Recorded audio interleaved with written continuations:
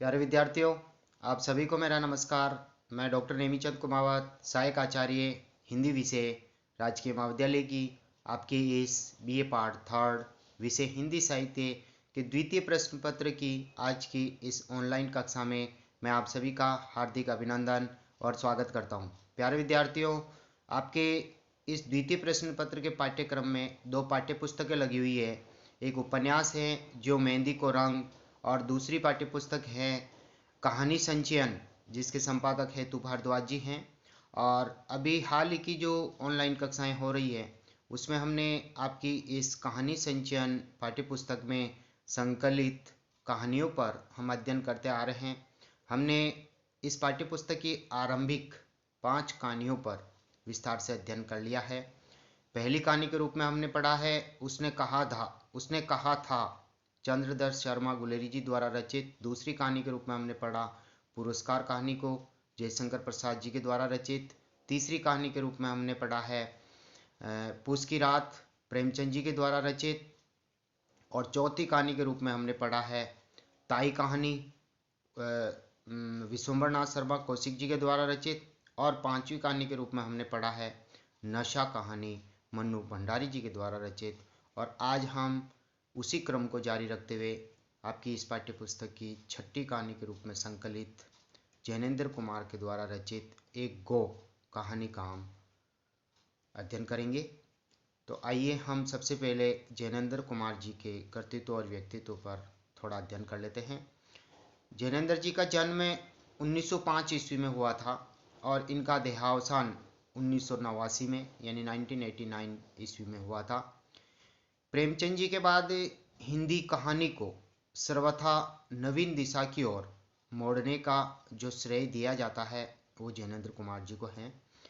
अलीगढ़ के कोडियागंज में जन्मे जैनेन्द्र की शिक्षा गुरुकुल तथा काशी विश्वविद्यालय में हुई, किंतु गांधी जी का देशव्यापी आंदोलन उन्हें अपनी ओर खींच रहा था और अंततः वे गांधीवादी दर्शन के रंग में पूरी तरह से रंग गए।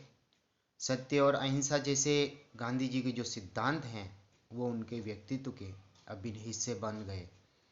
जैनेन्द्र जी की कहानियों की पृष्ठभूमि भी बहुत कुछ इसी गांधीवादी दर्शन द्वारा निर्मित हुई है, यानी गांधीवादी दर्शन को वो अपनी कहानियों में चरितार्थ करते हैं। गांधीवादी चिंतन और उनकी विचारधारा और उन मूल्यों को वो कहानी में चित्रित करते हैं, स्थान देते हैं, इसलिए गांधीवादी विचारधारा के लेखक हैं। जैनेन्द्र की कहानियों की सबसे बड़ी विशेषता उनमें दर्शन और मनोविज्ञान का समावेश है। प्रेमचंद जी ने कहानियों को अगर सामाजिक समस्याओं से जोड़ा है तो जैनेन्द्र जी ने कहानियों को व्यक्ति की भावनाओं की अभिव्यक्ति का माध्यम बनाया है, यानी व्यक्ति की जो भावनाएं हैं उनको उन्होंने कहानियों में उभारा है। व्यक्ति को केंद्र में रखकर उनकी भावनाओं, उसकी जीवन की विषम परिस्थितियों से उत्पन्न व्यक्तिगत समस्याओं तथा उनके कारणों का मनोवैज्ञानिक विश्लेषण उनकी कहानियों की कथा वस्तु है, विषय वस्तु है। जैनेन्द्र अपने पात्रों की छोटी छोटी और सामान्य सी घटनाओं को कहानी का रूप दे देते हैं, उसके ऊपर वो कहानी लेखन का कार्य कर देते हैं। छोटी छोटी बातों को ऊपर से देखने में संवेदनशील पात्रों के जीवन की ये घटनाएं भले ही अत्यंत साधारण सी लगे, यानी वो सामान्य कोटि की घटनाएं क्यों न हो, पर जैनेन्द्र जी अपनी नई दार्शनिक अर्थवत्ता उन्हें प्रदान करते जाते हैं। सरलता के आवरण में गंभीर बात कहने की प्रक्रिया में जैनेन्द्र जी ने शिल्प और शैली के अनेक नवीनतम प्रयोग भी किए हैं। शिल्प के विविध रूप जैनेन्द्र जी की कहानियों में दृष्टिगोचर होते हैं, जैसे पत्रों के रूप, आत्मकथा के रूप, संवाद के रूप, स्वगत कथन के रूप में, वार्ता, दृष्टांत, प्रतीक, कथा जैसे पुराने रूपों का जैनेन्द्र जी ने नए ढंग से प्रयोग किया है। जैनेन्द्र जी के नए नए प्रयोगों के कारण कहानी विधा की शिल्पगत संभावनाओं का परिचय मिलता है, किंतु कहानी के पुराने शिल्प को तोड़कर एकदम नया शिल्प देने से भी अधिक महत्व जैनेन्द्र जी का इस बात में है कि उन्होंने कहानी को एक सहज, स्वाभाविक, पारदर्शी पारदर्शी भाषा और भंगिमा दी है। अपने पात्रों के मनोविज्ञान, उनकी घरेलू बोलचाल, उनकी दैनिक समस्याएं, उनके सुख दुख को भी वे आयासहीन और आत्मीय ढंग से छोटे छोटे वाक्यों में गूंथ कर रख देते हैं। यानी आम जनजीवन की छोटी छोटी बातों को लेकर के उन्होंने कहानियों का ताना बाना बुना है। पाठक कहानी का पाठक न रहकर उसका भोक्ता बन जाता है, यानी वैसा ही उसके जीवन में भी वो उपभोग करता है और ऐसी घटनाएं उसके आसपास दिनों दिन घटित हो रही है, ऐसा पाठक को महसूस होता है। उनकी संपूर्ण कहानियाँ, जैनेन्द्र की कहानियाँ 10 भाग में संकलित है, यानी 10 रचनावलियाँ। एक रचनावली जो है 10 खंडों में प्रकाशित हुई है, तो जैनेन्द्र की कहानियाँ उनमें संकलित है। यहाँ आपके पाठ्यक्रम में एक कहानी संकलित है जिसका शीर्षक है एक गो। एक गो का मतलब गाय। एक गाय है, उस गाय को उन्होंने केंद्रित रखते हुए अपनी बात कही है।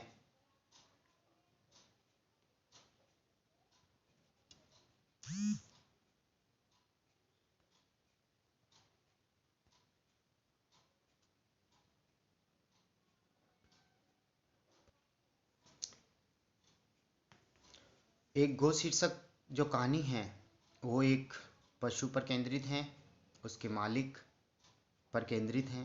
तो आइए हम संक्षिप्त परिचय इसका प्राप्त कर लेते हैं।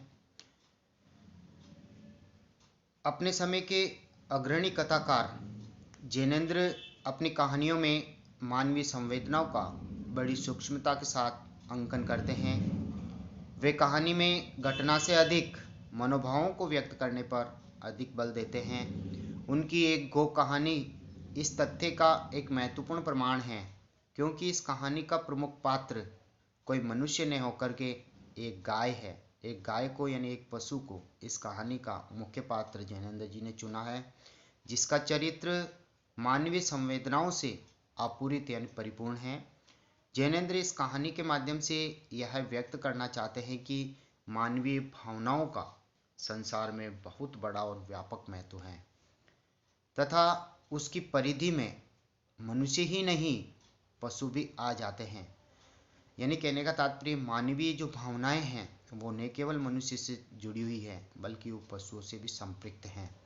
कहानी में हरियाणा के एक किसान हीरा सिंह, एक किसान जो है उनका नाम है हीरा सिंह और उसकी जो गाय है उसका नाम है सुंदरिया।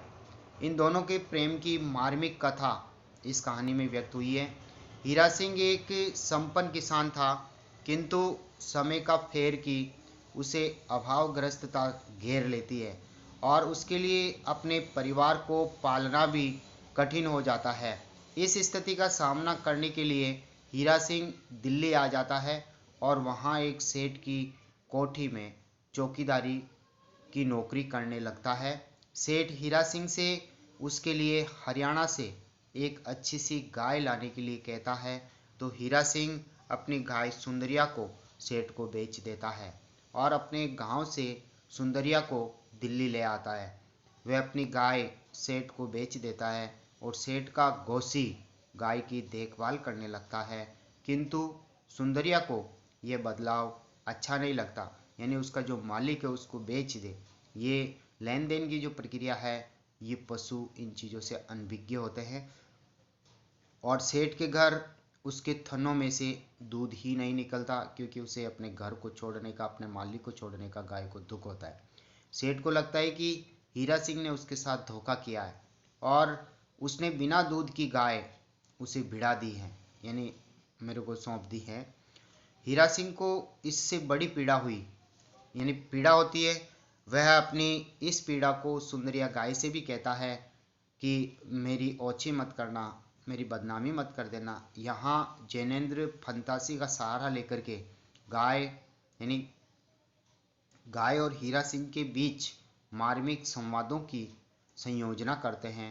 यहाँ गाय अपनी वेदना को व्यक्त करती है कि वह तो संवेदना के स्तर पर केवल हीरा सिंह की हैं, पर किसी अन्य का स्वामित्व उसे स्वीकार नहीं है।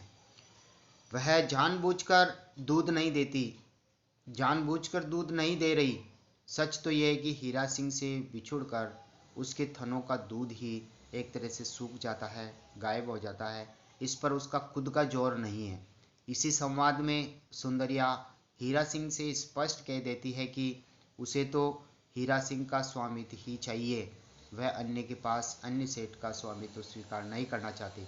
गाय की इस आत्मीयता से हीरा सिंह विचलित हो जाता है और वह सेठ से अपनी गाय दंड भरकर भी वापस लेने का निर्णय लेता है। वह कहानी मानवीय भावनात्मक रिश्तों का गहराई से अंकन करती है। कहानी का कथाक्रम अत्यंत रोचक ढंग से विकसित हुआ है। घटनाक्रम के प्रस्तुतिकरण में कहानीकार का रचना कौशल स्पष्टतः परिलक्षित होता है। कहानीकार ने हीरा सिंह और गो के चरित्र को पूर्ण संवेदना और सहानुभूति के साथ प्रस्तुत किया है। सेठ जी पूंजीपति वर्ग की चेतना का प्रतिनिधित्व करते हैं, क्योंकि वे पैसे से भावनाओं को खरीदना चाहते हैं, जबकि ऐसा खरीदा नहीं जा सकता।